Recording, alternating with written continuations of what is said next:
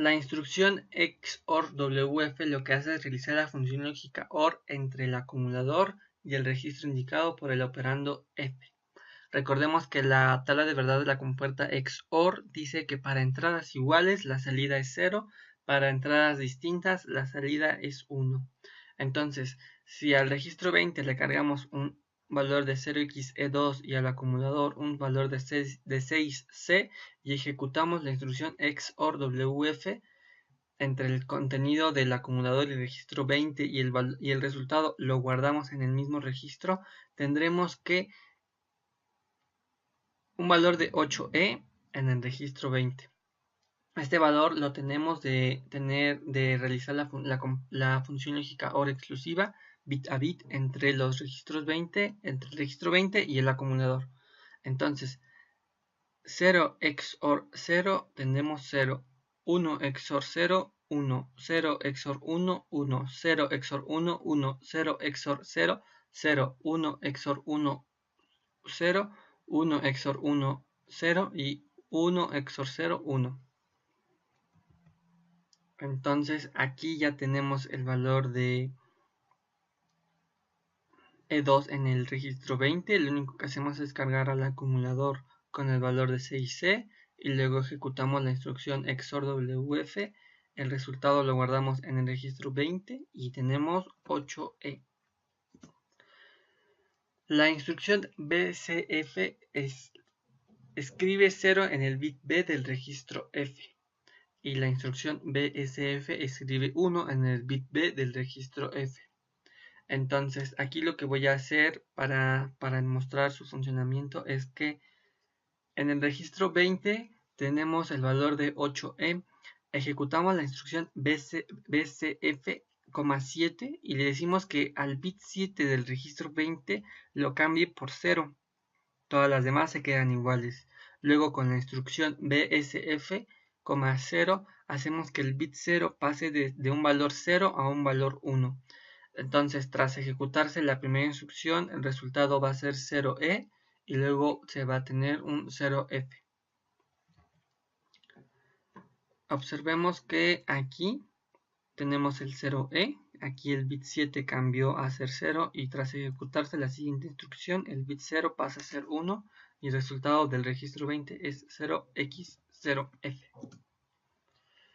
La instrucción add-lw hace la suma del contenido del acumulador con un valor de 8 bits escrito por el parámetro k y lo asigna al acumulador.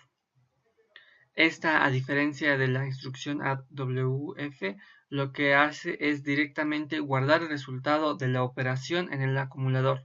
Y aquí no tenemos que leer un registro para hacer la suma. Aquí directamente asignamos un valor que queremos sumar. Aquí afecta las banderas C, DC y Z. Recordemos, bueno, el ejemplo es que ahora el acumulador tenga 6C y ejecutemos la instrucción add-lw 0x3f. Entonces la suma de 3f con 6c nos va a dar 0xab. Entonces aquí cargamos al acumulador con 3f. No, hacemos la suma del acumulador que ya tiene 6c con el valor de 3f. Y el valor lo asigna en el acumulador que es AB. La instrucción AND-LW realiza la función lógica AND entre el acumulador y el valor escrito por el parámetro K. Entonces aquí el acumulador tiene AB y hacemos la función AND con el valor de 0x25 y esperamos un valor de 0x21. El resultado se guarda nuevamente en el acumulador. 0x21 en el acumulador. La instrucción IOR-LW realiza la función lógica OR entre el acumulador y el parámetro K. Entonces aquí W tenemos 0x21 y ejecutamos la instrucción IOR-LW 0x75 y esperamos tener como resultado 0x75. 0x75. Sub-LW lo que hace es restar el contenido del operando K al contenido del acumulador y ese resultado lo guarda en el acumulador. Entonces tenemos el acumulador 0x75 le restamos 0ff, no, perdón, al valor de 0ff le restamos el valor de 75 y ese resultado lo guarda en el acumulador. Al hacer la operación tenemos que el resultado es 0x8a y lo comprobamos aquí, 0x8a. XOR LW lo que hace es realiza la función lógica OR exclusiva con el contenido del acumulador y el registro indicado por el parámetro K.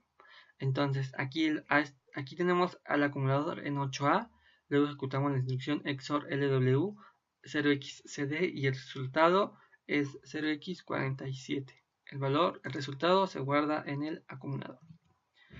Luego tenemos que definir lo que es una etiqueta. Una etiqueta es una manera de definir una dirección de memoria que nos servirá, que dependiendo de dónde la coloques, será la función que tenga. Entonces, la instrucción goto lo que hace es saltar a la dirección indicada por el parámetro K. Tarda 2 ciclos de máquina en ejecutarse y no afecta ninguna bandera. Existen instrucciones.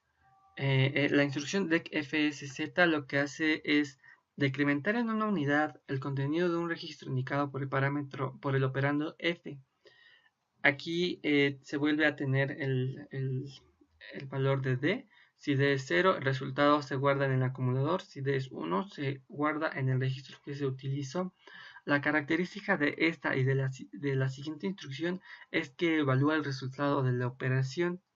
Si el resultado es 0, lo que hace es incrementar en 1 el contador de programa. Y en este caso se dice que se tardó 2 ciclos de máquina en ejecutarse. Entonces, esa instrucción no afecta a ninguna bandera.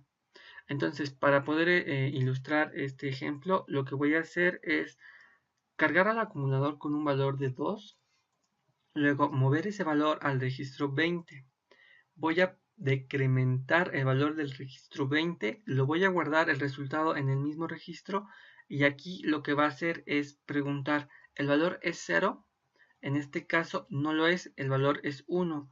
Entonces va a ejecutar una instrucción después de la instrucción decfsz. Goto es ve a la instrucción decrementa.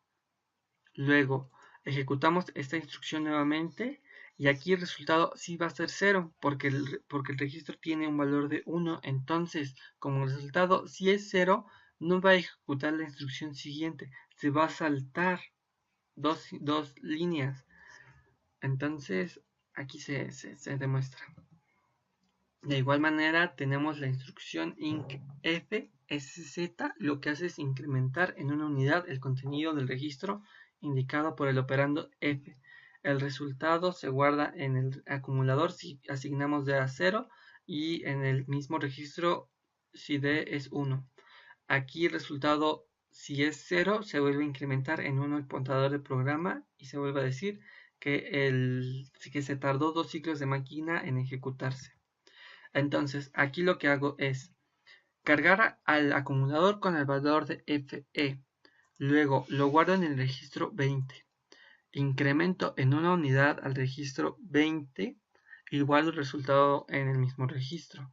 Aquí el registro tiene un valor de FF. Como no es 0, ejecutó la línea siguiente. Luego le digo, regrésate a la etiqueta incrementa. Luego ejecuto la instrucción incfsz. Aquí el resultado sí va a ser 0 y va a saltarse 2 líneas.